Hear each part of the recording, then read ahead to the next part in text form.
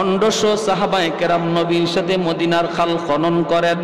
ওই অবস্থায় হযরত জাবের নবীজির পাশে আইসা দেখেন নবীজির পেট পিঠে লাইগা গেছে, পাথর বেঁধে রাখছেন নবীজি। সোজা হইয়া আমার আপনার নবী দাঁড়াইতে পারেন না, আল্লাহর নবী সোজা হইয়া দাঁড়াইতে পারেন না। পেটের খোদায় জাবের জিজ্ঞেস করেন, নবী গো, ওগো নবী, সোজা হইয়া দাঁড়ান না কেন? নবী বলেন, জাবের আজ 3 দিন হয়ে যায় নবীর পেটে কিছু নাই, আমি ক্ষুধার্ত, পেটে পাথর বেঁধে রেখেছি রে জাবের, এজন্য আমি সোজা হইয়া দাঁড়াই না। সোজা হইয়া দাঁড়াইলে পাথরটা খুলে পড়ে যায়। জাবের এক দৌড়ে বাড়ি চলে গেলেন, যাইয়া বিবিকে বলতেছেন, বিবি, ও বিবি, ঘরে কিছু আসেনি? আমার নবী, রহমতের নবী, পেটের মধ্যে পাথর বেঁধে রেখেছেন, আমার ঘরে যদি খানা থাকে গো বিবি, আর নবীর পেটে যদি পাথর থাকে, জবাব দিতে পারবো না, মালিকের দরবারে জবাব দিতে পারবো না। যেই নবী রহমতের নবী, যেই নবীর উসিলায় আল্লাহ পাক তোমারে আমারে খাওয়াইতেছে, এই নবী যদি না খায়া থাকে আর তুমি আমি খাই, জবাব দিতে পারবো না। বিবি গো, বলো না ঘরে কিছু আসেনি? বিবি তখনই ডাক দিয়া কয়, স্বামী গো, অল্প কিছু রুটি আর অল্প কিছু গোশত আছে, 4-5 জন মানুষ খাইতে পারবে। তুমি আল্লাহর নবীকে যা দাওয়াত দাও, দুপুর বেলা নবী যেন আমাদের বাড়িতে দাওয়াত রাখেন। জাবের দৌড় দিয়া নবীজির কাছে চলে গেলেন, যায়া নবীকে ডাক দিয়ে বলতেছে, ইয়া রাসূলুল্লাহ, আজ দুপুর বেলা জাবেরের বাড়িতে আপনার দাওয়াত। দিনের নবী, মায়ার নবী, একা একা দাওয়াত খাইতে যাইতে পারেন না। আমার নবী দরদি নবী, উম্মতের দরদি নবী। হঠাৎ করে নবী উঁচা একটা পাথরের উপরে ওইটা নবী এলান দেওয়া শুরু করলেন, সাহাবীরা রে, যে যেখানে কাজের ভিতরে মগ্ন, আর তোমরা সামনে কাজ বাড়ায়ও না, একটা এলান আমার শোনো, তোমাদের ভাই জাবের আজ দুপুর বেলা তোমাদেরকে দাওয়াত করেছি। অথচ জাবের দাওয়াত দিছেন নবীকে একা, আর সাহাবী সংখ্যা হলো 1500, খানা আছে মাত্র 4 জন 5 জনের খানা, নবী দাওয়াত দিয়া দিছেন 1500। জাবেরের চোখগুলা বড় বড় হয়ে গেল, টেনশনে পড়ে গেলেন, টেনশনে পড়ে গেলেন। স্বাভাবিকভাবেই তো টেনশনে পড়ার কথা, আমি দাওয়াত খাওয়াবো 4 জন 5 জন, যদি খবর পাই আসতেছে 1000, তাহলে দাওয়াত বাড়িওয়ালার অবস্থা কি হবে? বাড়িওয়ালার অবস্থা হবে বাড়ি থেকে বাইকে চলে যাওয়া, ঠিক না? বাড়ি থেকে বাইকে চলে যাওয়া, ঘরে তালা দিয়ে চলে যাবে, আমি খাওয়াবো 4 জন 5 জন, আইতেছে 1000, এখন কি করব? আল্লাহর নবী দাওয়াত দিয়ে দিলেন 1500। জাবেরের চোখগুলা বড় বড় হয়ে গেল, দৌড়ে তিনি বাড়িতে চলে আসলেন। আয়েশা বিবিকে ডাক দিয়ে বলতেছেন, বিবি গো, ও বিবি, সর্বনাশ হয়ে গেছে গো বিবি, তুমি তো আমাকে বলেছিলা নবীকে দাওয়াত দিতাম, আমি তো দাওয়াত দিয়েছি, কিন্তু মায়ার নবী তিনি তো একা একা দাওয়াত খাইতে আসতে পারেন না। নবীজির সাহাবী ছিলেন নবীর সাথে 1500, নবী তো 1500 সাহাবীর দাওয়াত দিয়া দিছি। ও বিবি, এখন বলো কি করি, এখন বলো কি করি? হাই হাই হাই হাই, কত বড় পেরেশানি। কিন্তু হযরত জাবের রাদিয়াল্লাহু তাআলা আনহুর বিবি, তিনি কি পরিমাণ বুদ্ধিমতী নারী ছিলেন, দেখেন কি পরিমাণ ইয়াকিন ছিল তাদের আল্লাহ রসুলের প্রতি। বিবি সাহেব বলতেছে, স্বামী গো, ও স্বামী, টেনশন করো কেন, টেনশন করো কেন, একটা কথার জবাব দাও, নবীকে দাওয়াত দিয়েছে কে? হযরত জাবের বলেন, নবীকে দাওয়াত তো আমি দিয়েছি। বিবি সাহেব বলতেছে, তো 1400 আর 1500 সাহাবীদেরকে দাওয়াত দিয়েছে কে? জাবের বলেন, 1500 সাহাবীকে আমি দেই নাই, দাওয়াত দিয়েছেন মায়ার নবী।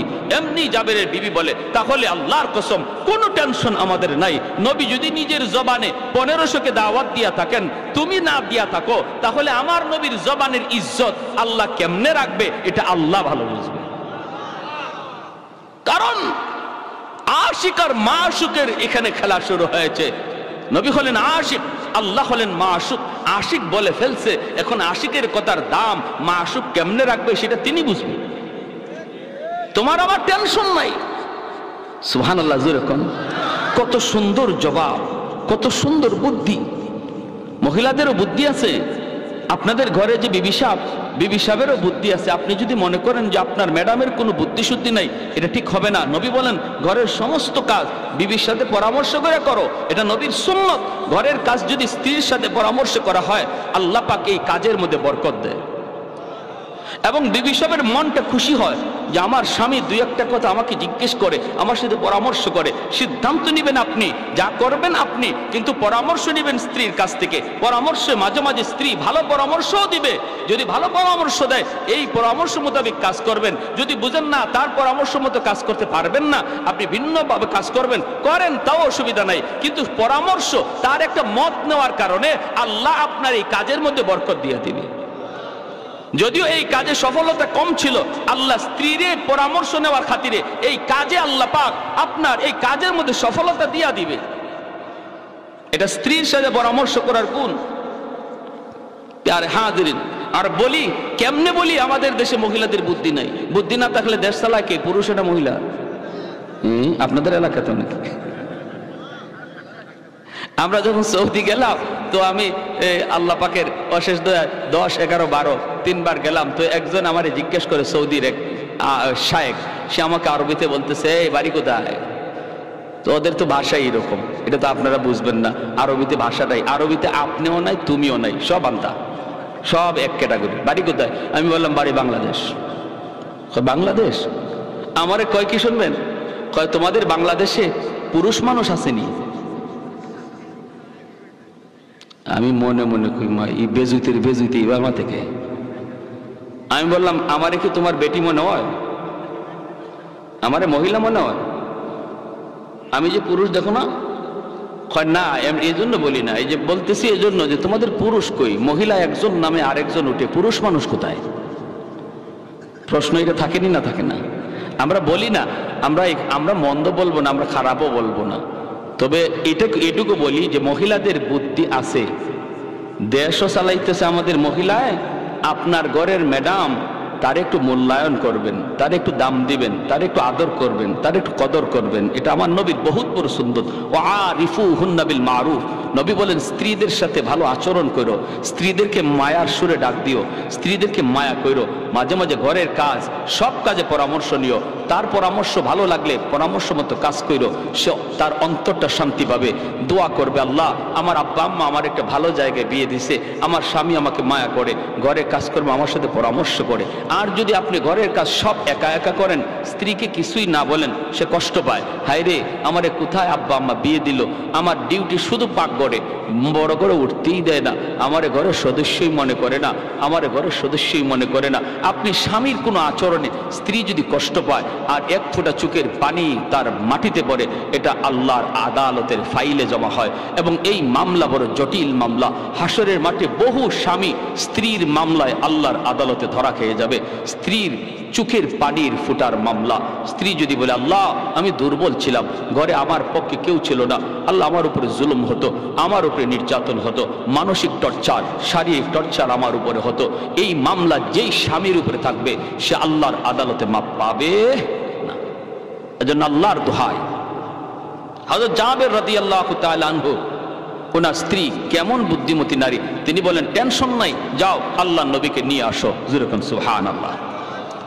হযরত জাবের আল্লাহর নবীর কাছে চলে আসলেন, এসে ডাক দিয়া বলেন, ইয়া রাসূলুল্লাহ,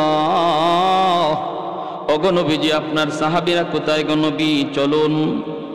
আল্লাহর নবী সাহাবীদেরকে নিয়ে চলতে শুরু করলেন। জাবের নবীজির পাশে আসেন না, একটু দূরে দূরে যা থাকতেছেন। টেনশন টেনশন হবেই তো টেনশন, কারণ টেনশন করার বিষয়। যদিও তার স্ত্রী তাকে সান্ত্বনা দিয়েছেন, কিন্তু সামনের সময়টা কেমন হয় রে, কেমন হয়? দাওয়াত খাওয়াইতে বসাইলে পর খানা থাকবে কি না, নবী খানা পাবে কি পাবে না, আমি নবীকে আগে খাওয়াবো নাকি পরে খাওয়াবো, আমি যদিও আগে খাওয়াইতে চাই আমার নবী আগে খাবে কি খাবে না, যদি সাহাবীরা আগে খায় নবী তো খানা পাবে না।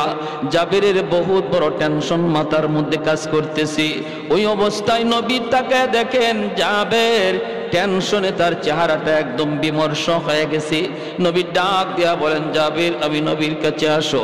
নবী ডাক দিয়া কাছে আনলেন, আইনেই নবী কানে কানে ডাক দিয়া বলেন, জাবের রে টেনশন করো না, আমার আল্লাহ জানায় দিছে আজ তোমাদের অল্প খানার ভিতরে আল্লাহ বহু রকমের বরকত দিয়া দিবে। এ যাবে, আমি নবী নিজের থেকে কিছু বলি না রে, আমি তো আমার আল্লাহর কাছ থেকে ইশারা পায়া বলছি। যদিও তোমাদের খানা কম, কিন্তু এই কম খানার ভিতরে আল্লাহ পাক অনেক অনেক বেশি বরকত দিয়া দিবে, টেনশন করো না। জাবেরের মনটা খুশি হয়ে গেল। আল্লাহ নবীকে নিয়ে জাবের নাতনিদের বাড়িতে হাজির হয়ে গেলেন। মায়ার নবী তখন ডাক দিয়া বলেন, জাবির কই তোমার রুটির পাতিল, গোশতের পাতিল, আমি নবীর কাছে আনো। জাবের যখন গোশতের পাতিল রুটির পাতিল নবীর কাছে আনলেন, নবীজি তখন গোশতের পাতিলের ডাকনা সরাইয়া, রুটির পাতিলের ডাকনা সরাইয়া মুখের একটু পবিত্র লব লাগাইয়া দিলেন, আর ডাকনাটা নবী নিজের হাতেই লাগাইয়া দিলেন। এরপরে নবী ডাক দিয়া বলেন, যাবে অযাবে শুধু রুটি নিবা আর নিবা, গোশত শুধু নিবা আর নিবা, কখনো ডাকনা উঠায়া তুমি দেখবা না কি পরিমাণ রুটি আর গোশত এখনো বাকি আছে। একবারও তুমি ডাকনা উঠাইবা না, উঠাইবা না রে যাবে, শুধু তুমি নিবা দেখবা না। এই বইলা যাবে যেই মাত্র নবীকে বললেন, নবী গো আমার আব্বা আম্মা আপনার উপরে কুরবান, আপনি একটু বসেন গো নবী, আপনি প্রথম চান্সে বসে যান, কারণ আমি আপনাকে দাওয়াত খাওয়ানোর জন্য আয়োজন করেছি। ওগো নবীজি আপনি আগে বসুন। কিন্তু মায়ার নবী বলে, যাবে আমাকে নিয়ে তুমি টেনশন করো না, আজ আমি তোমার বাড়ির মেহমান নই, তোমার বাড়ির মেহমান হলো আমার ১৫০০ সাহাবী। আমি হলাম আজকে মেজবান, আমি হলাম তোমার মতো বাড়িওয়ালা। আমি খানা খাওয়াবো আর আমার সাহাবীরা খানা খাবে, সবাই খাওয়ার পর যা থাকবে তুমি আর আমি খাবো। এতে করে জাবের টেনশন কমলো না আরো বাড়লো, কমলো না বাড়লো আর বাড়লো। হায়রে নবী কি বলে, মাত্র 4 জনের খানা, খানা খাইবে ১৫০০ সাহাবীরা খানা খাওয়ার পরে যা থাকবে, এরপরে নবী নাকি খানা খাবে। হায় খানা থাকবে কি থাকবে না টেনশন। এই অবস্থায় নবীজি বলেন, যাবে আমার 500 সাহাবীরে তুমি বসায় দাও। 500 সাহাবীরে বসায় দেওয়া হলো। আল্লাহর নবী তিনি মাসকাট নিয়ে হাঁটেন, আর নবী বলেন, যাবের এই জায়গায় আরো রুটি দাও, এখানে আরো গোশত দাও, এখানে আরো গোশত দাও, আরো রুটি দাও। এইভাবে নবীজি একজন একজন করে দেখেন, আর জাবেরকে বলেন দেওয়ার জন্য। জাবের তিনি দিতেছেন আর নবী দেখতেছেন। এ ভাইরা দেখতে দেখতে দেখতে দেখতে 1500 সাহাবীর খানা শেষ হয়ে গেল। 1500 সাহাবীর 3 বারে 500 কইরা বসানো হলো। একবারও আমার নবী বসেন নাই, জোরে কোন সুবহানাল্লাহ। নবী প্রতিবার ডাক দিয়া বলেন, যাবে সব শেষে আমি খানা খাবো, যা থাকবে তুমি আর আমি খাবো, তুমি আর আমি খাবো, তুমি ডাকনা উঠাও না, শুধু খানা নিতে থাকবা, খানা নিতে থাকবা, নিতে থাকবা। ভাইরা বন্ধুরা, ১৫০০ সাহাবী খানা খাওয়ার পর জাবের টেনশনে পড়ে গেলেন। হায়রে এখন তো আমি আর নবী বাকি, জানি না পাতিলের মধ্যে গোশত আসেনি না নাই। যদি পাতিলের মধ্যে গোশত না থাকে, আমার নবীর জন্য আমার যে কোনো মূল্যে খানা পাকাইতে হবে। হায়রে জানি না আসেনি না নাই। জাবের মনের মধ্যে আর তিনি ধৈর্য ধরতে পারলেন না, দৌড় দিলেন পাতিলের দিকে দেখার জন্য। গোশতের পাতিলের দিকে দৌড়। নবীজি টের পাইলেন জাবের দৌড়াইতেছে পাতিলে গোশত আছে না নাই দেখার জন্য।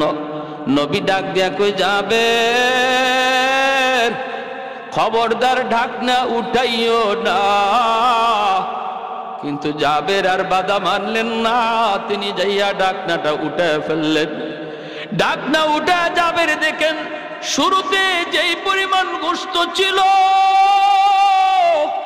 ওই পরিমাণ গোশত এখনো আছে, এক জাররা পরিমাণ কমে না। গোশত কমে নাই, রুটিও কমে নাই। আল্লাহ নবী ডাক দিয়ে বলতেছে, যাবে তুমি কি ভুল করছো রে?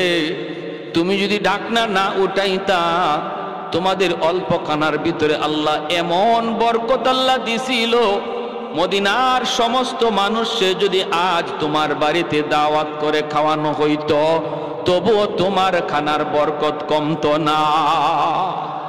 কিসের আর ১,৫০০ আর ২,০০০, হাজার হাজার মানুষও যদি আজ খাইতো, বরকত কমতো না। এজন্য বলি, বরকত এটা সংজ্ঞা দেয়া বুঝাইবার বিষয় না, এটা ধৈর্য দেখাইবার বিষয় না, এটা বুঝতে হয়। আমার ঘরের ভিতরে বরকত আসবে। এক লোক ৫০,০০০ টাকা মাসে কামাই করে, এরপরে ঘরে বরকত নাই, মাস শেষে দেখা যায় ঋণ থাকে। আরেকজন ইমাম সাহেব, মসজিদের মুয়াজ্জিন সাহেব, মাদ্রাসার উস্তাদ, ৫,০০০ টাকা বেতন, এরপরও আলহামদুলিল্লাহ মাস শেষে কোনো ঋণ নাই। আসেনি না নাই? জোরে কোন আসেনি না নাই? সমাজের ভিতরে যে মানুষটা হালাল তরিকায় ব্যবসা করবে, ব্যবসার মধ্যে ভেজাল করবে না, আজান হলে মসজিদে যাবে, এরপরে মা বাবার সাথে ভালো আচরণ করবে, আলেম উলামাকে শ্রদ্ধা করবে, আর ওজনে সঠিক ওজন দিবে, সুদের ধারে কাছে যাবে না, সুদখোরের সাথে কোনো সম্পর্কও রাখবে না, এই লোকটা মাস শেষে দেখা যাইতে পারে তার লাভ কম হয়েছে, কিন্তু আল্লাহ পাক এই অল্প লাভের মধ্যে এমন বরকত দিবে, যে বরকত লক্ষ টাকা লাভ কইরাও কেউ পাবে না। বুঝে আসছে ভাই? আহা, সমাজে এমন বহু চিত্র আছে, আমরা দেখি লাখ টাকার উপরে মাসে বেতন পায়, ফ্যাক্টরির মালিক করে, চাকরি করে, কিন্তু মাস শেষে দেখা যায় মুদির দোকানে ১০,০০০ ঋণ পড়ে রয়েছে, মাছের দোকানে ৫,০০০ ঋণ, এমনকি সেলুনওয়ালাও তার কাছে টাকা পায়। আসেনি না নাই? মা চুলটা কাটতে চুলের টাকাটা দেয় না সেলুনওয়ালারে, মাস শেষে বেতন পায় ১ লাখ। চারদিকে মানুষে খালি টাকা পায়। আরেকজন মানুষ সামান্য একটা ব্যবসা করে, একটা মুদির দোকান, সামান্য একটা টং, সামান্য একটা পানের দোকানদারি করে, কিন্তু আল্লাহর বান্দা আল্লাহরে ভয় করে ব্যবসা করে, আল্লাহরে ডরায় ব্যবসা করে, আল্লাহর ভয় অন্তরে রেখে ব্যবসা করে, দেখা যায় তার কাছে কেউ কোনো টাকাও পায় না, ঋণের জন্য তার বাড়িতে লোকও আসে। আসেনি না নাই?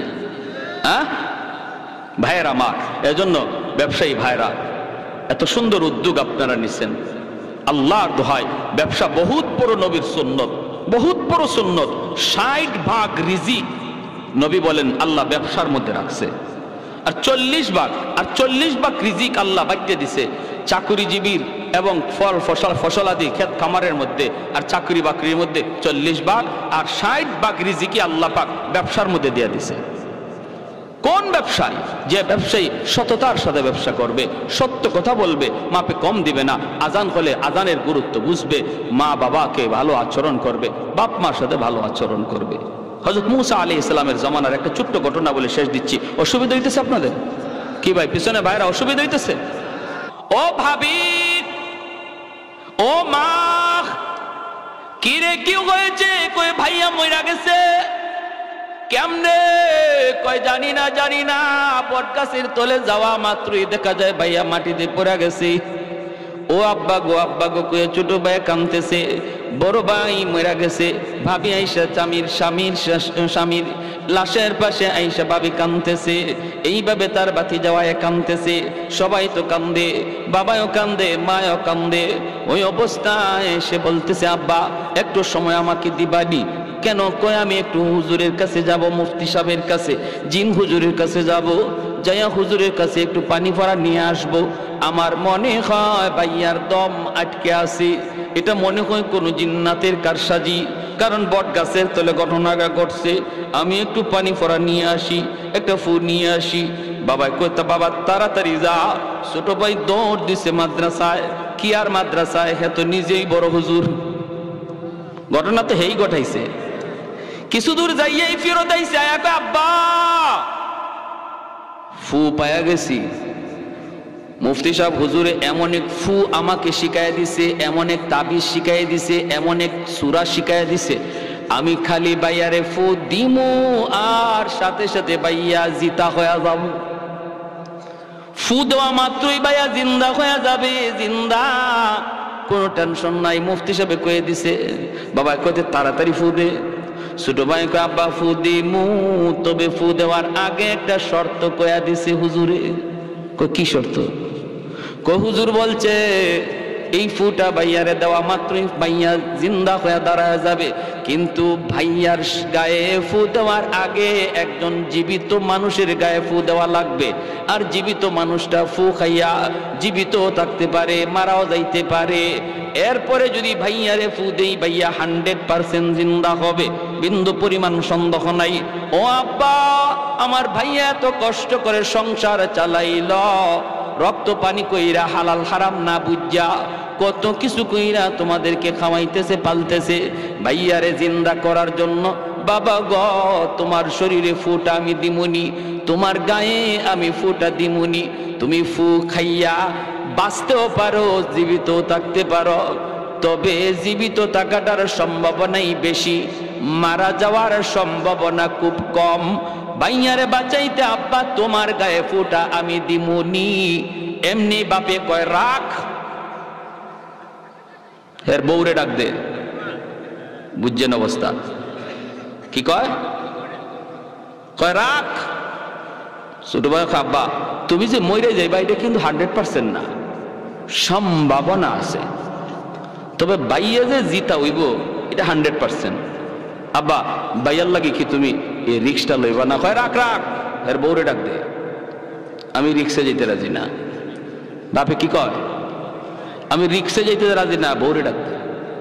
হে কানে কানে বাই মরানা জিতা, জোরে কোন না মরানা জিতা। বাপে যে কইছে আমি রিক্স লইতে রাজি না, এই কথা ভাইয়া শুনছেনি? হ্যাঁ, কানে কানে গিয়া কয় ভাইয়া শূন্য, খালি শুন ভাই তুমি। আর হেও আস্তে আস্তে কয় তুই দেখিস ফাঁকে দেনি কেউ আবার গরম পানি ডালে। কয় না না, এই চিন্তা কইরো না তুমি, আমি আছি, হয়তো খেয়াল রাখে, আমি সব শুনতেছি। বাবি ডাক দিছে, ও বাবি ভাইয়া ভালো হইব। মুফতি সাহেব হুজুর একটা ফু শিখায় দিছে, যদি ফুটা দেই ভাইয়া সরাসরি ভালো হয়ে যাবে, জিতা হয়ে যাবে, আর মরা থাকবে না। কিন্তু বাবি গ, একটা শর্ত আছে গো বাবি, এই ফুটা কিন্তু একজন জীবিত মানুষের গায়ে দেওয়া লাগে। জীবিত মানুষ ফুটা খাইয়া মরতেও পারে, জীবিতও থাকতে পারে, তবে মরবার সম্ভাবনা কম, জীবিত থাকার সম্ভাবনাই বেশি। আব্বারে বলছিলাম ভাইয়ারে জীবিত করার জন্য ফুটা গায়ে দিমুনি, বাবা রাজি হয় নাই, তোমাকে ডাক দিতে বলছে।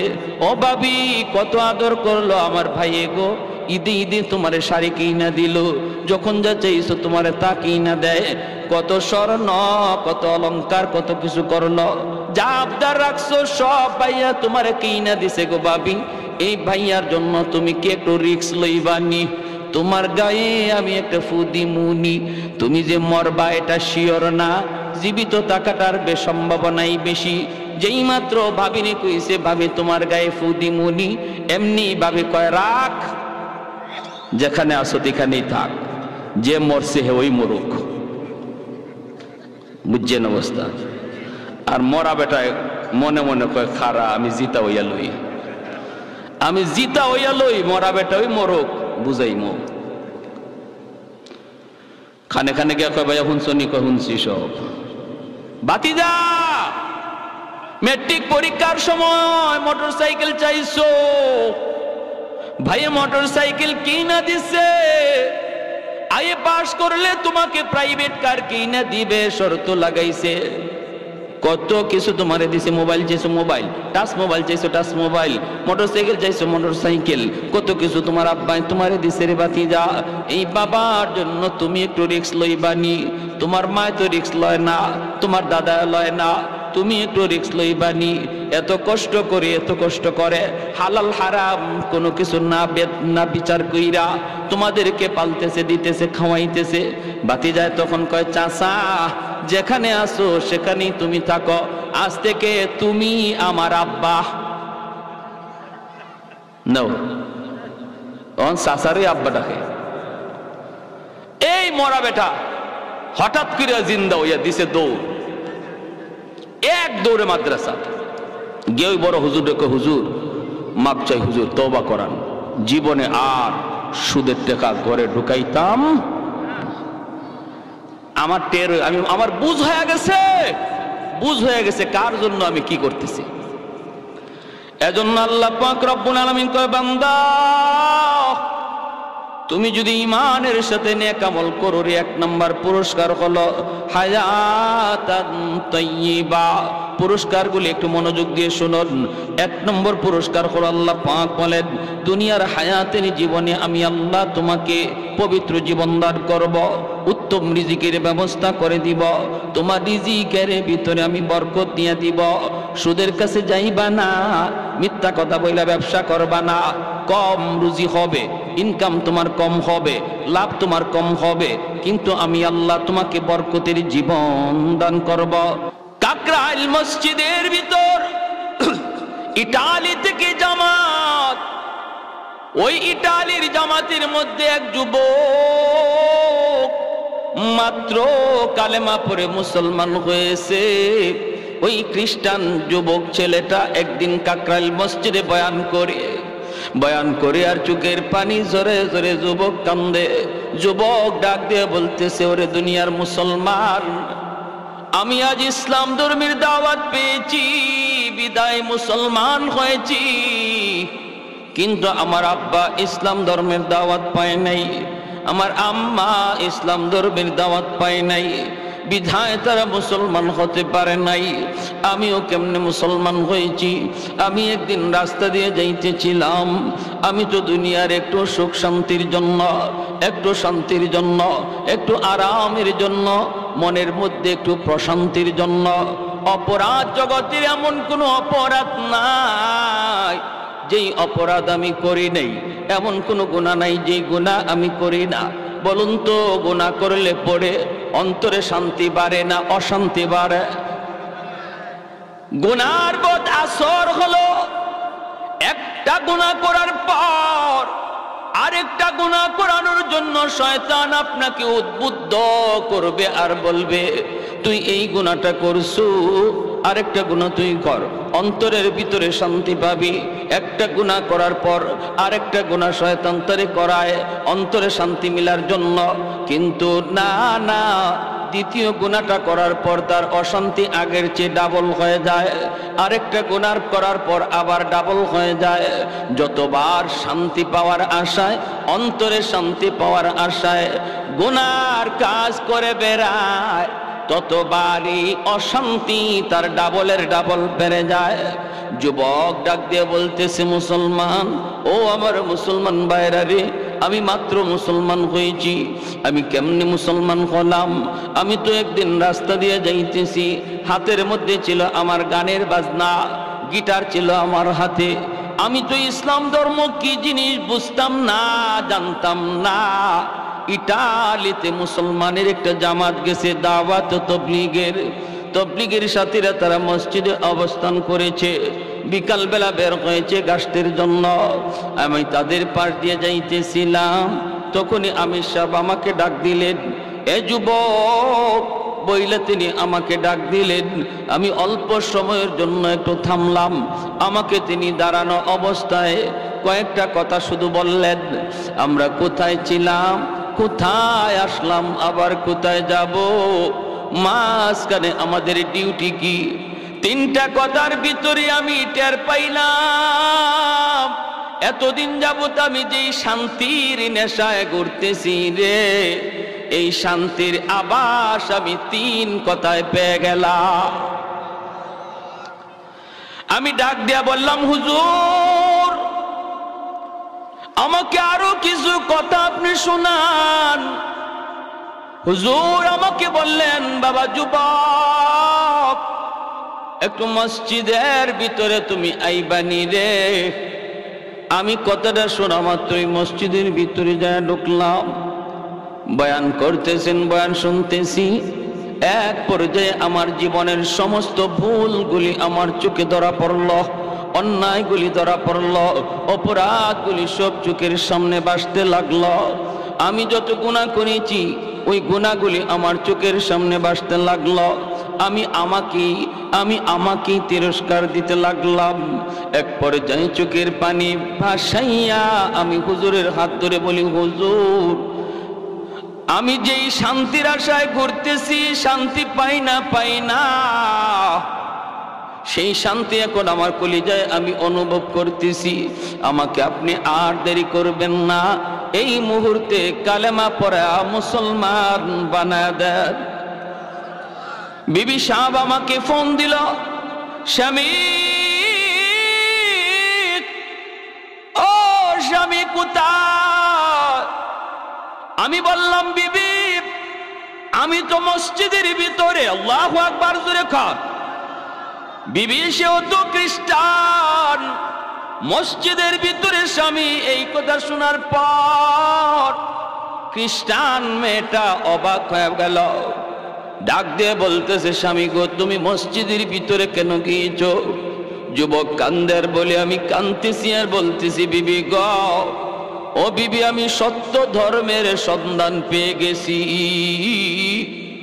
আমি সত্য নবীকে পায়া গেছি।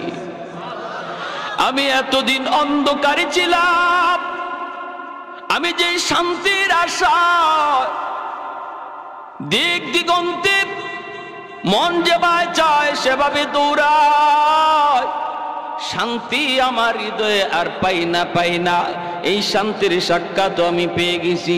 আমি শান্তির ধর্ম গ্রহণ করে নিয়েছি। ঘর ধর্মের নাম হলো ইসলাম। এমন এক ধর্ম গ্রহণ করেছি গো বিবি, যেই ধর্মের কালেমার ওজন 7 আসমান 7 জমিনের চেয়েও অনেক ভারী। বিবি সাহেব ডাক দিয়ে বলতেছে, স্বামী গো, ও স্বামী, তাহলে এখন আমি কি করব? স্বামী বলতেছে, বিবি গো, আমিও তোমাকে কালেমার দাওয়াত দিয়ে দিলাম।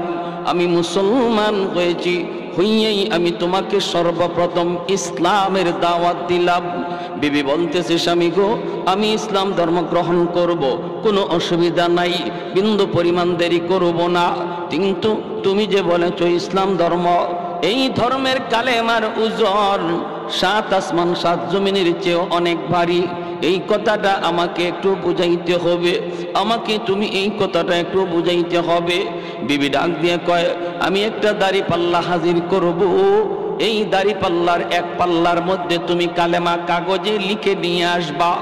এই কাগজে লিখা কালেমা এক পাল্লার মধ্যে রাখবো, আর এক পাল্লায় 7 আসমান 7 জমিন লাগবে না। আমাদেরকে আল্লাহ যে একটা সন্তান দিয়েছে, এই ছোট্ট মানিকটারে এক পাল্লায় রাখবো। যদি তোমার কালেমার পাল্লা ভারী হয়, আমি কথা দিলাম কালেমা পড়ে মুসলমান হয়ে যাব। আর একটু জোরে সুবহানাল্লাহ। যুবক আমির সাহেবের কাছে যাইয়া হাত জোর করে কয়, হুজুর, আমি তো সর্বপ্রথম কালেমার দাওয়াত আমার স্ত্রীকে দিয়েছি, আমার স্ত্রী সে কালেমা গ্রহণ করবে গো, কিন্তু শর্ত যা আরোপ করেছে, এই শর্তের ব্যাপারে আমি কিছু জানি না।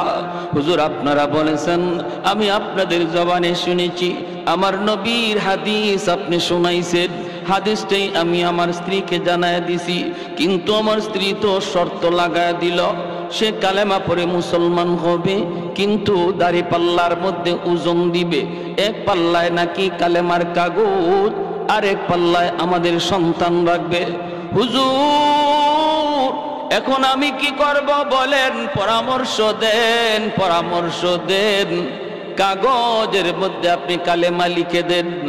এই কাগজের টুকরা নিয়ে আমি বাড়ি যাব, দাড়ি পাল্লায় ওজন হবে। আমি সাহেব তখন চোখের পানি জড়ায় আল্লাহর কাছে হাত উঠে দিছেন। আমি সাহেব হাত উঠে কই, মালিক, তোমার কালেমার ওজন কি পরিমাণ, এইটা তো আমরা বুঝি, ইমানদাররা বুঝি, কিন্তু অমুসলিম যারা, তারা কেমন করে বুঝবে গো মালিক? হাসরের ময়দানে অমুসলিমরাও দেখবে কালেমার ওজন কি পরিমাণ।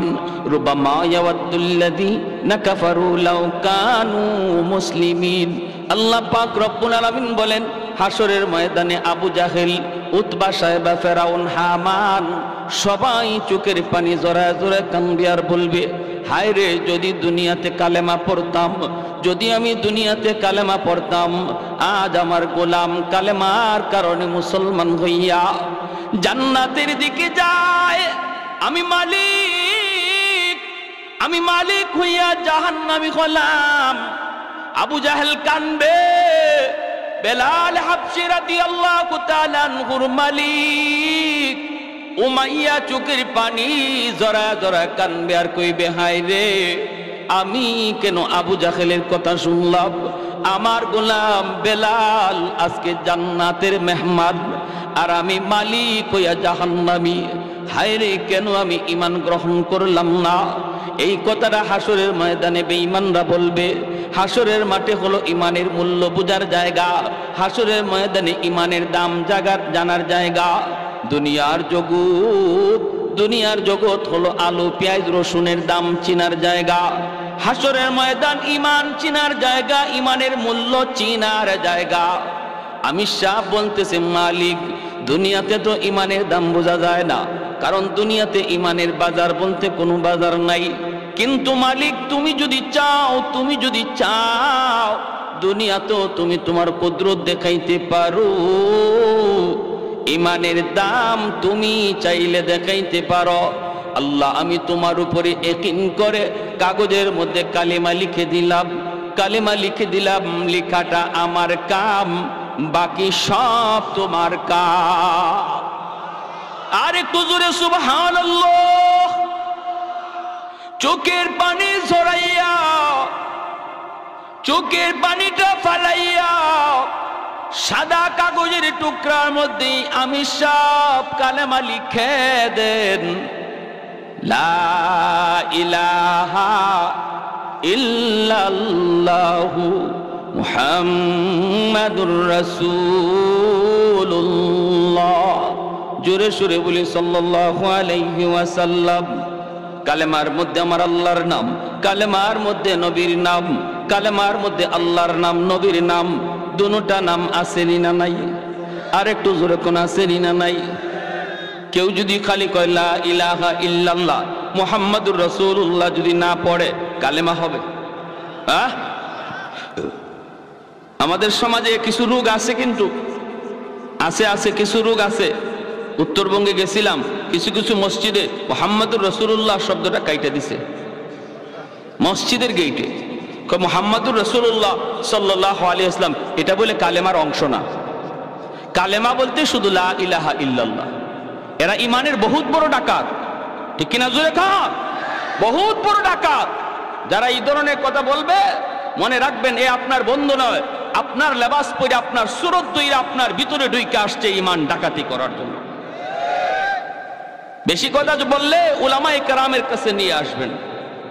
যদি বলে আপনার নামাজ হয় না, নামাজে এইভাবে দাঁড়াইতে হয়, আপনার রুকু হয় না, রুকু এইভাবে করতে হয়, এভাবে পা নিয়ে খাড়াইতে হয়, এভাবে হাত উঠাইতে হয়, এই করতে হয় সেই করতে হয়, জুম্মা এইভাবে পড়তে হয়, জানাজা এইভাবে পড়তে হয়, এই কথা বইলা যারা আপনাদেরকে ভ্রান্ত করার চেষ্টা করবে, যুক্তিতে যাবেন না, তর্কে যাবেন না, বলবেন হাদিস আমি এত বেশি জানি না, কোরআন সম্পর্কে আমি অজ্ঞ।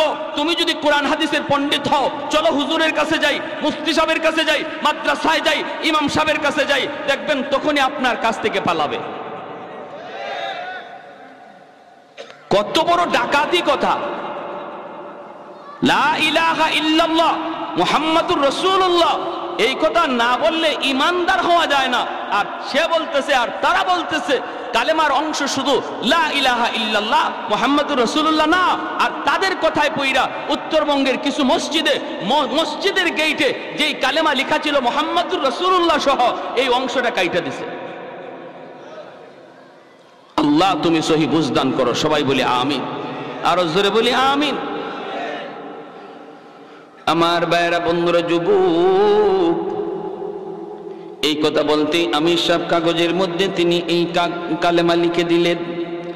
আর যুবককে তিনি ডাক দিয়া বলতেছেন, যুবক আল্লাহর উপর ভরসা করে তুমি সামনের দিকে আগাও, কাগজের টুকরা নিয়ে তুমি সামনের দিকে যাও। তোমার বিবিকে যায় বলবা কোথায় দাড়ি পাল্লা, এক পাল্লার মধ্যে এই কাগজের টুকরা রেখে দিবা, আরেক পাল্লায় তোমরা তোমাদের সন্তানকে রেখে দিবা, বাকিটা করবেন আমার আল্লাহ। করবেন কে? আর একটু জোরে কে? আল্লাহ চাইলে পারেনি না পারে না? এই ক্ষমতা আল্লাহর আসেনি না নাই? লা জিদ্দা ওয়ালা নিদ্দা ওয়ালা হাত্তা লিমাওলা লা জিদ্দা ওয়ালা নিদ্দা ওয়ালা হাদ্দা লিমাওলা আল আনা কামা কানা ওয়ালাম ইয়ালকা জাওয়ালা আল আনা কামা কানা ওয়ালাম ইয়ালকা জাওয়ালা লা মিসলা ওয়ালা সাওয়ারা মিসলাম ওয়া নাযীরা মান ক্বালা সিওয়া যালিকা ক্বাদ ক্বালা মুহালা মান ক্বালা সিওয়া যালিকা ক্বাদ ক্বালা মুহালা লা ওয়ালদা ওয়ালা ওয়ালিদা লা আম্মা ওয়া খালা লা শিবহা ওয়ালা মিসলা ওয়ালা কুফুয়া লিমাওলা। আল্লাহর বান্দা যুবক কাগজের টুকরা নিয়ে বাড়ির দিকে রওনা দিল। দিলটা নরম করে কথাগুলি শুনো রে আল্লাহর বান্দা। এরে যুবক, তোমার মতো একজন যুবকের ঘটনা বলতেছি।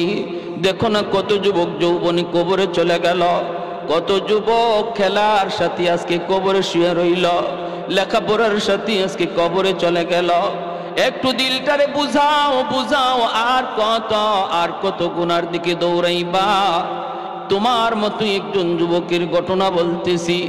আল্লাহ তারে যৌবনী অলির খাতায় নাম লেখা দিছে। যৌবন কালেই তারে আল্লাহ পাক সঠিক পথে ফিরে আনছে।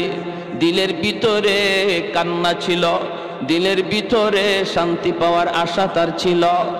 আল্লাহ পাককে পাওয়ার তালাশ, অন্তরের শান্তি পাওয়ার নেশায় ঘুরতেছে সঠিক পথ যুবক খুঁজতেছে। যুবক, তোমার অন্তরেও যদি আল্লাহ পাওয়ার ইচ্ছা জাগে, তোমার অন্তরেও যদি অন্তরে প্রশান্তি পাওয়ার জন্য ইরাদা থাকে, তুমিও যদি তালাশ করো, আল্লাহ তোমাকে পথ দেখায়া দিবে। ঠিক কিনা জোরে কর। কিন্তু অন্তরের ভিতরে এই তালাশ লাগবে, অন্তরের ভিতরে তলব লাগবে, তলব। অন্তরে যদি তলব থাকে আল্লাহ রাস্তা বের করা দেয়। আর আমি যেই পথে চলতেছি এই পথেই চলি, ঘুরে তাকাই না। ভুল পথে চললাম না সঠিক পথে চললাম কোনো খবর নাই। মানুষ যদি আমাকে জিজ্ঞেস করে কই যাইবা, আমি বলি ঢাকা। একজনে যদি কয় এটা তো ঢাকার কোনো গাড়ি না, এই গাড়িটা হলো চিটাগাং যাওয়ার গাড়ি, এই গাড়ি হলো ময়মনসিংহ যাওয়ার গাড়ি, তুমি ঢাকার গাড়িতে উঠো নাই। যেই যুবক সত্যি সে ঢাকা যাওয়ার ইরাদা করে, গাড়ি থেকে নামবে, ঢাকার গাড়িতে যা উঠবে, গন্তব্যে পৌঁছে যাবে। আমাদের সবের বাড়ি হলো জান্নাত, জান্নাতের গাড়িতে উঠার জন্য সবাই চেষ্টা আছি রে ভাই। কিছু ভাইয়েরা জাহান্নামের গাড়িতে উঠে বসা রইছে। আমি আপনি যাই ডাক দিয়া বলতেছি, ভাই এটা জান্নাতে যাওয়ার গাড়ি না, এটা জাহান্নামের গাড়িতে ভুলে উঠে গেছ। কিছু আল্লাহর বান্দা কথাটা শোনার পর গাড়ি থেকে নামে, জান্নাতের গাড়িতে বসে জান্নাতে চলে যায়। আর কিছু মানুষ আছে এমন কয় না, আমি নামবো না, নামবো না, তোমার কথায় আমি নামবো না, আমি কম বুঝি না, আমি ভালো করে বুঝে শুনে গাড়িতে উঠছি, আমাকে বুঝানো লাগবে না। এই বইলে যদি সে গাড়িতে না নামে, গাড়িতেই বসা থাকে, বলুন তো তার ঢাকা যাওয়া হবে নি? আল্লাহর বান্দা ওই যুবক বাড়ির দিকে রওনা দেয়, চোখ দিয়ে দর দর করে পানি পড়ে। আর যুবক কান্দে আর কয়, মালিক আমি তো তোমাকে চিনছি, তোমার সত্য ধর্মের সন্ধানও পেয়েছি, নবীকেও চিনতে পেরেছি গো মালিক। কিন্তু আমি যাকে নিয়ে সংসার করব, আমার বিবি, তারও আমি জান্নাতি বানাইতে চাই, সে তো ভুল গাড়িতে উঠে বসা আছে। আল্লাহ আমি তারে বোঝানো মাত্রই সে যেন গাড়ি থেকে নামে, আমার মতো জান্নাতের গাড়িতে যেন উঠতে পারে। এই বইলা যুবক কান্না করে করে বাড়িতে রওনা দেয়। কাগজের মধ্যে আমার আল্লাহর নাম, কাগজের মধ্যে আমার আপনার নবীর নাম। এই কালেমার কাগজ নিয়ে বাড়ির দিকে যায়, চোখ দিয়া দর দর করে যুবকের পানি পড়ে। আল্লাহ পাকের কুদরতের খেলা শুরু হয়ে গেছে। আল্লাহ পাক কুদরত দেখায় না, দেখায় না, মাঝে মাঝে আল্লাহ দেখায়, ঠিক কিনা? বাড়ির কাছে যে ডাক দেয়, বিবি,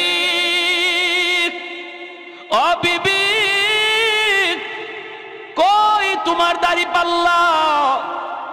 কোথায় আমাদের সন্তান? দাড়ি পাল্লা হাজির করা হয়। বিবি দাড়ি পাল্লা হাজির করে সন্তানটারে কোলে নিয়ে ঘর থেকে বের হয়। যুবকের চোখে পানি, ডাক দিয়ে বলতেছে, বিবি গো কই তোমার দাড়ি পাল্লা কই? এই যে দাড়ি পাল্লা, বসাও এক পাল্লায় আমাদের সন্তান। বিবি সাহেব ডাক দিয়ে কয়, স্বামী গো কই তোমার কালেমার কাগজ? এত ছোট একটা কালেমার কাগজ পকেট থেকে বের কইরা। যুবক কই, এই কাগজের টুকরাটা আমি এক পাল্লায় রাখবো। বিবি মুস্কি মুস্কি হাসি আর কই, স্বামী গো তোমার মাথা বুঝি নষ্ট হয়ে গেল? একটা সাধারণ কাগজের টুকরা এক পাল্লায় থাকবে, আরেক পাল্লায় আমাদের সন্তান, কেমন করে তুমি পাল্লা টান দিতে বলো গো স্বামী? স্বামী তখন চোখের পানি জড়ায় কয়ে, বিবি গো, ও বিবি মনে রাখো, আমি কোনো জানতেন ধর্ম গ্রহণ করি নাই। আমি যেই মালিকের ধর্ম গ্রহণ করেছি তিনি চাইলে সব সম্ভব হয়ে যায়। আমি কাগজের টুকরা এক পাল্লায় রাখলাম, আরেক পাল্লায় সন্তান বসাও। পাল্লা আমি টান দিব না, আমি টান দিব না। রশিদুইরা পাল্লা তুমি নিজেই টান দাও। বিবি সাহেব নিজেই পাল্লা টান দেয়, টান দেয়, পাল্লা টান দেয়। যেই মাত্র পাল্লাটা টান দিয়ে উপরে উঠেছে, আল্লাহু আকবার, আল্লাহু আকবার। কালেমার কাগজের পাল্লা মাটিতেই বসা, উপরে উঠে না। আর বাচ্চার পাল্লাটা হালকা হইয়া উপরে উঠে যায়। আর একটু জোরে কন্যা সুবহানাল্লাহ, আল্লাহু আকবার। আল্লাহ চাইলে পারেনি না পারে না? এই ক্ষমতা আল্লাহর আছে না নাই? কাদিরে কুদরত দারি বর কামাল, কাদিরে কুদরত দারি বর কামাল। আনতা রব্বি আনতা হাসবি দুল জালাল, আনতা রব্বি আনতা হাসবি দুল জালাল। এজন্য বলতেছি আমার ভাইরা, আল্লাহ পাক রব্বুল আলামিন এই আয়াতের ভিতরে দুইটা পুরস্কারের ওয়াদা করতে যায়। এক নম্বরই তিনি বলেছেন, নির্বেজাল ইমানের মালিক হও। বেজাল্লা ইমান নিয়া কখনো আমি আল্লাহর পুরস্কার পাবা না। এক নাম্বার শর্ত হলো ইমানরে নির্বেজাল বানাও। আল্লাহ যা পারে মানুষ তা পারে না, নবীও তা পারে না, ওলি আল্লাহ তা পারে না, আব্দুল কাদের জিলানিও তা পারে না, আমার খাজা বাবা দয়াল বাবাও আল্লাহর মতো তা পারে না। এমন বিশ্বাস নিয়ে তুমি নামাজ পড়ো, এমন বিশ্বাস নিয়ে তুমি রোজা রাখো, তাহলে তুমি আল্লাহর কাছ থেকে পুরস্কারের মালিক পাইবা। দুই নম্বর শর্ত হলো, আল্লাহ পাক বলেন, মান আমিলা সালিহাম মিন যাকারিন আও উনসা। দুই নম্বর শর্ত আল্লাহ পাক বলেন, এরে বান্দা তুমি যদি খাঁটি মুমিন হও, দুই নম্বর হলো তোমার আমলটারে তুমি আমলে সালেহ বানাও, নেক আমলের অধিকারী হও। শুধুমাত্র আমল নয়, নেক আমলের অংশীদার, নেক আমলওয়ালা তুমি হওয়া লাগবে।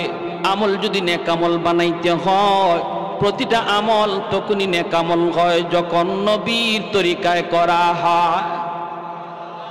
নামাজটা আমার তখনই নেক আমল যখন নামাজ আমার নবীর তরিকা মতো আমি আদায় করব। জিকিরটা তখনই নেক আমল হবে যখন জিকিরটা নবীর তরিকা মতো করব।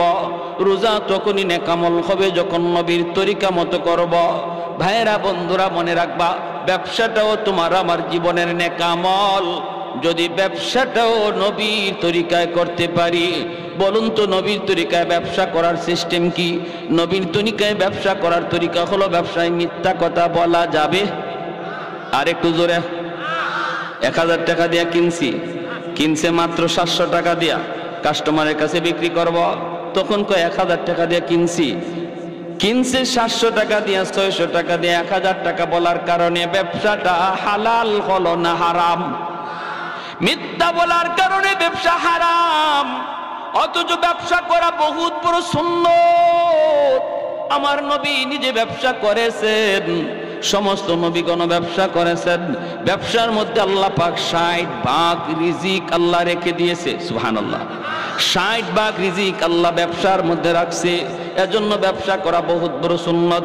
আত-তাজিরু সাদুকুল আমিন, নবী বলেন যারা সত্যবাদী ব্যবসায়ী হয়, সততার সাথে যারা ব্যবসা করে, তারা আমি নবীর সাথে জান্নাতে থাকবে। আল্লাহর বান্দা মিথ্যা কথা বলে না, মাপে কম দেয় না, বেজাল জিনিসকে ভালো জিনিস বইলা বিক্রি করে না। মালের ভিতরে যদি কোনো বেজাল থাকে, বেজালটা দেখায় বেছে, এই যে দেখেন আমার মালে এই ত্রুটি আছে, এই দোষ আছে, এজন্য আমার মালের দাম এত। এই কথাটা বইলা যখন আল্লাহর বান্দা ব্যবসাটা করলো, ফজর থেকে নিয়ে জোহর পর্যন্ত এই তরিকায় ব্যবসা করে, আসরের জোহরের আজান হলে পরে আবার মসজিদে চলে যায়। নবী বলেন, উম্মতের দল, ফজর থেকে জোহর পর্যন্ত তুমি ব্যবসা করলা আমি নবীর সুন্নাত তরিকায়, আর অক্ত মতো তুমি নামাজ পড়ে নিলা। তোমার এই টাইমটা আল্লাহ পাক খালি রাখে না, খালি রাখে না। একটা লোক মসজিদে বইসা এত সময় জিকির করলে যেই সব হইতো, তুমি ব্যবসা করার দ্বারা আল্লাহ এই পরিমাণ সওয়াব আমল নামায় দান করে। মাপে কম দেয় না, মিথ্যা কথা বলে না, খারাপ জিনিসে ভালো জিনিস কয়ে বেছে না, ভালোটারে ভালো কয়, খারাপটারে খারাপ কয়। আজান হলে মসজিদে যায়। এই লোক যতক্ষণ পর্যন্ত ব্যবসা করবে, ততক্ষণ পর্যন্ত নফল নামাজ পড়লে যেই সওয়াব হইতো আল্লাহ তার আমল নামায় দান করে। তাহলে ব্যবসায়ীদের জন্য আল্লাহর ওলি হওয়া বড় সহজ, ঠিক কিনা জোরে বলেন? আল্লাহর ওলি হওয়া বড় সহজ। আল্লাহর যেই বান্দা ব্যবসা করা অবস্থায় সে কখনো মিথ্যা বলবে না, নামাজের টাইমে নামাজ পড়বে। কাস্টমার আইসে, আজান হয়ে গেছে, এরপরও সে কাস্টমারকে বলতেছে, ভাই রে এখন আমি মাল বেচবো না, এখন আমি মাপবো না, আজান হয়ে গেছে, মসজিদের দিকে যাব। শাটারটা বন্ধ করে মসজিদের দিকে রওনা দিয়েছে। অনেক সময় ইবলিস শয়তান আজান হলে পরে আপনার দোকানে কাস্টমার পাঠায় দিবে। ইবলিস নিজেই মানুষের সুরত ধরে আসবে আপনার মসজিদের জামাত তরক করানোর জন্য। ভালো করে ইবলিস জানে একা একা নামাজ পড়লে আপনার সওয়াব কম, জামাতে নামাজ পড়লে 500 গুণ বেশি সওয়াব। ইবলিস এই কথাটা জানে বিদায় মানুষের সুরত ধরে আসবে আপনার জামাত তরক করানোর জন্য। আপনি যদি এই কথার উপরে অটল থাকেন, যত কাস্টমার আসুক, আজান হলে আমি ব্যবসা করব না, আপনি চলে যাবেন নামাজি। পুরা টাইম হলো নফল বন্দেগীর সওয়াব। নামাজ পড়ে আসলে পরে আল্লাহ পাক এতটুকু সময়ের ভিতরে যতটুকু ব্যবসা আপনি করতে পারতেন রে আল্লাহর গোলাম, নামাজ পড়ে আসার পরে আল্লাহ এতটুকু বরকত আল্লাহ দিয়া দিবে। ভাইরা আমার, এজন্য বলুন, ব্যবসা আমরা সত্য কথা বইলা করব না মিথ্যা? সত্য কথা বলবো না মিথ্যা?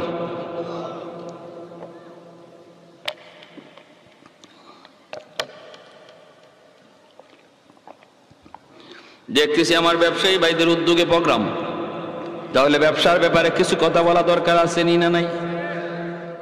সাবধান, ব্যাংক থেকে লোন নিয়ে কোনো ব্যবসা করা যাবে? আওয়াজ আসতে হইছে, বোঝা যায় ওর সমস্যা আছে।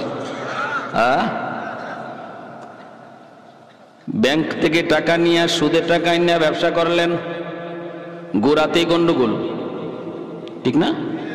পরে যে আপনি কি করবেন এটা হিসাব ছাড়া, পরে যে আপনি কই পর্যন্ত দৌড় দিবেন আপনাকে ধরাও যাবে না, কারণ গোড়াতেই গন্ডগোল লাগাই দিচ্ছেন। গোড়াতে আপনি সুদে টাকা আনছেন, ঠিক কিনা? সুদে টাকা এনে ব্যবসা করতেছেন, অতএব আপনার কাছে হালাল হারাম বলতে কিছু থাকবে না, মিথ্যা সত্য বলতে আপনি কিছু বুঝবেন না। যা পাইবেন তা ধরবেন, যা পাইবেন তা খাইবেন, খাইতে পারেন। হারাম টাকা দিয়ে আপনি সন্তান লালন পালন করবেন, হারাম টাকা দিয়ে আপনি বিবিরে পালবেন, হারাম টাকা দিয়ে আপনি ঘরের মানুষকে খাওয়াবেন। খাইব সবে, কিন্তু হিসাব লইব আল্লাহ আপনার কাছ থেকে একা, ঠিক কিনা? ঠিক কিনা? ভাত রান্না হলো রে যুবক, এক ডেক ভাত রান্না হলো, এই ডেকের পুরা ভাত কিন্তু আপনি একা খান না। এই ডেকের ভাত গুলি আপনি খান 2 প্লেট, আপনার স্ত্রী খায় 2 প্লেট, স্বামী আপনার সন্তানে খায় 3 প্লেট, মা খায়, বাবা খায়, বোনে খায়, ভাই খায়, প্রতিবেশী খায়, আত্মীয় স্বজন খায়, সবাই খাইয়া পাতিলের ভাত শেষ করলো। কিন্তু হাসরের ময়দানে আল্লাহ বলবে, বান্দা আয়, 100 প্লেট ভাতের হিসাব তুই দিবি। তুমি যখন বলবা, মালিক আমি তো 100 প্লেট ভাত আমি খাই নাই, আমি তো মাত্র 2 প্লেট ভাত খাইছি, বাকিরা তো ওরা খাইছে। আল্লাহ বলবেন, ওদের হিসাব নাই, কারণ তুমি হারাম ঢুকাইছো, এজন্য পুরা পাতিলের ভাতের হিসাব তুমি দিবা। খাইব সবে, হিসাব দিব আমি একা, এটা জানার পরেও যে হারাম ঘরে ঢুকায় সে বুদ্ধিমান না বোকা? আর একটু জোরে কোন। সবাই খাইলো, হিসাব দিব আমি একা। মুসা আলাইহিস সালাম কয় আল্লাহ জান্নাতে বন্ধু হবে কে? আল্লাহ কয় বাজারে যাও, গিয়া দেখো গোশত বেচে কসাই, এই কসাই হলো জান্নাতে তোমার বন্ধু। সুবহানাল্লাহ কইতেন না? জলিলুল কদর পয়গম্বর মুসা কালিমুল্লাহ 3000 বার যিনি জমিনে বৈশা আল্লাহর সাথে কথা বলছেন, সেই মুসা নবী কয় আল্লাহ জান্নাতে বন্ধু কে হবে, সাথী কে হবে? আল্লাহ বলে বাজারের কসাই। মুসা নবী রওনা দিয়া দিয়েছেন ওই কসাইকে দেখার জন্য। সুরত নবীর সুরত চিনে না, মুসা নবীর সে কোনোদিন দেখে নাই। মুসা নবী আল্লাহর কাছ থেকে ঠিকানা লয়ে এলিছে, আল্লাহ কোন বাজারের কোন কসাই, অমুক বাজার অমুক কসাই। তিনি চলে আসছেন কসাইয়ের কাছে, সাধারণ মানুষের বেশ ধরে বলতেছেন ভাইয়া আজ আমি আপনার বাড়ি মেহমান হতে চাই, আমাকে নেবেন? কয় ঠিক আছে অসুবিধা নেই, চলেন, এটা তো আমার খুশনসিব। কারো বাড়িতে যদি মেহমান যায় তাহলে মনে রাখবেন মুসা নবী একদিন জিজ্ঞেস করেছিলেন আল্লাহ তুমি যদি কারো উপরে খুশি হও তখন তুমি তার উপরে যে খুশি এটার আলামত কি? আল্লাহ বলে তার বাড়িতে আমি মেহমান পাঠাই। আর আসতে কোন সুবহানাল্লাহ। আল্লাহ তুমি কারো উপরে খুশি এর আলামত কি, এর লক্ষণ কি? আল্লাহ বলে আমি তার বাড়িতে মেহমান পাঠাই। যার বাড়িতে মেহমান পাঠাই বুঝবা আমি আল্লাহ তারে ভালোবাসি, আমি তার উপরে খুশি। জানতেন কথা নয়, মেহমানদারি করা। এজন্য মেহমান আসলে মন খারাপ করবেন না। মেহমান বরকত লয়ে আসে, রহমত লয়ে আসে। মেহমানের কদর করা। মান আরাদা আইয়াবসুতার রিজকা ফালইউকরিম দাইফা। নবী বলেন তুমি যদি তোমার রিজিকের মধ্যে বরকত চাও, রিজিকের মধ্যে প্রশস্ততা চাও, তুমি যদি আরো বেশি রিজিক চাও, মেহমানের কদর করো, বেশি বেশি মেহমানদারি করো, আল্লাহ রিজিক বাড়ায় দিবে।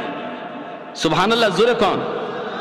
আর আমরা মেহমান আসলে পরে মাঝে মাঝে মন খারাপ করি, ঠিক না? তবে আলহামদুলিল্লাহ গরিবের বাড়িতে মেহমান গেলে পরে গরিব কষ্ট পায় না, গরিব খুশি হয়। গরিবের বাড়ি ধনী লোক গেলে পরে গরিব খুব খুশি হয়, কিন্তু ধনীর বাড়িতে গরিব গেলে ধনী মন খারাপ করে। কথাটা মনে হয় ঠিক বললাম না নাকি? ঠিক ঠিক। গরিবের বাড়িতে ধনী লোক গেলে গরিব খুব খুশি হয়, হাতির পা পড়ছে, কি খুশি, কি খাওয়াইব কি না। কিন্তু এই গরিব লোকটাই যদি ওই ধনী লোকের বাড়িতে যায় সে মন খারাপ করে। মনে রাখবেন, ভালো করে ইয়াদ রাখবেন, আল্লাহ রাব্বুল আলামিন বলছেন মুসা আমার যে বান্দার উপরে আমি আল্লাহ খুশি এর আলামত হলো আমি তার বাড়িতে মেহমান পাঠাই। মুসা নবী বলেন আমি তোমার বাড়িতে মেহমান হতে চাই। কসাই বলে আসেন হুজুর, আসেন। মুসা আলাইহিস সালাম তার বাড়িতে গেলেন।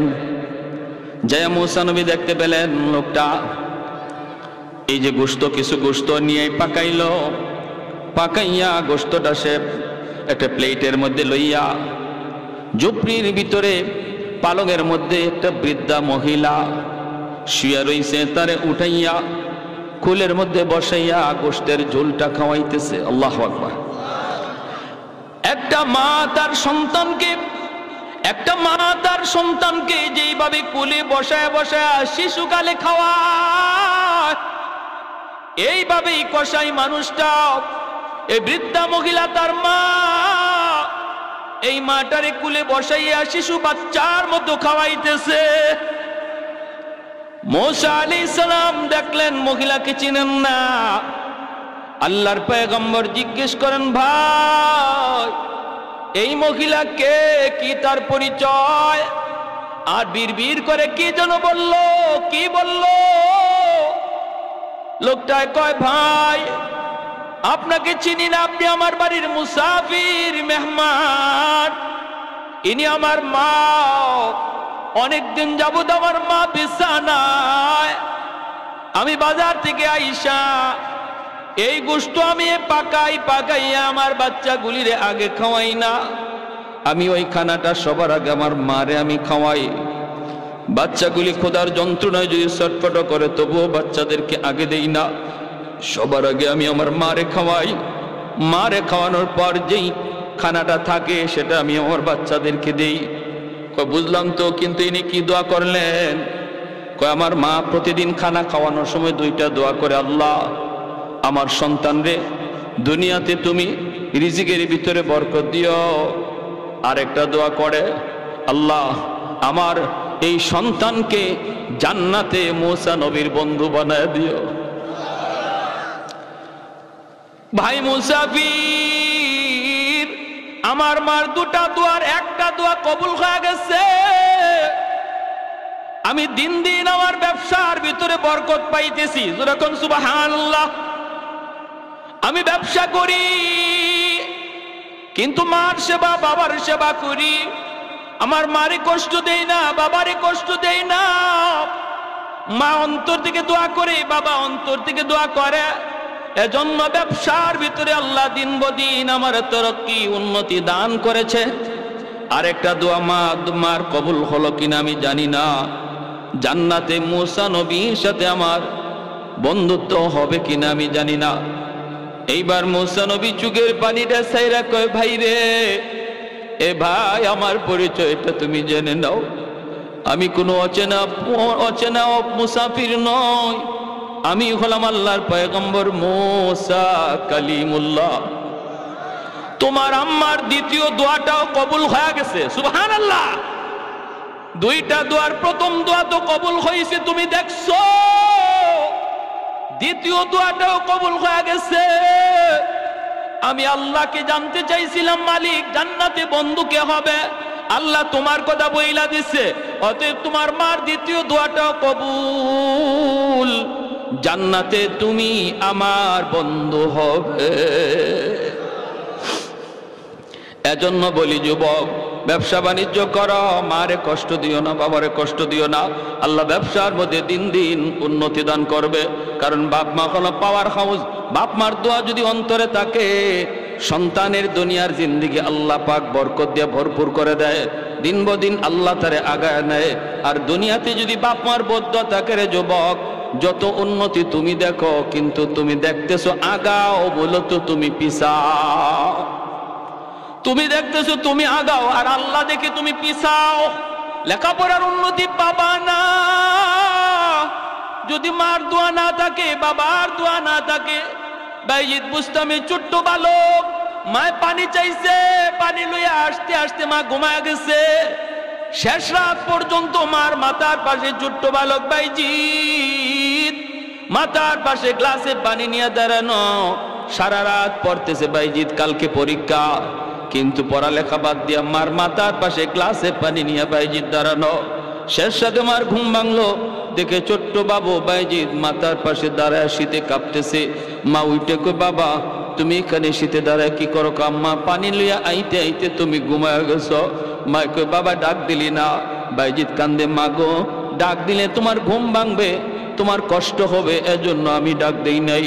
আমি মাথার পাশে গ্লাসে পানি নিয়ে দাঁড়ায় রইছি, আমার আম্মার যখন নিজের ইচ্ছায় ঘুম ভাঙবে, আবার আমি তারে পানি দেব। সাথে সাথে মা টান দিয়ে বুকে জড়ায়া হাত দুইটা বাড়ায় দিছে। আল্লাহ, আমার এত ছোট বাচ্চা এতটা মায়ের খেয়াল রাখলো, আমি মায়ের এতটা খেয়াল রাখলো।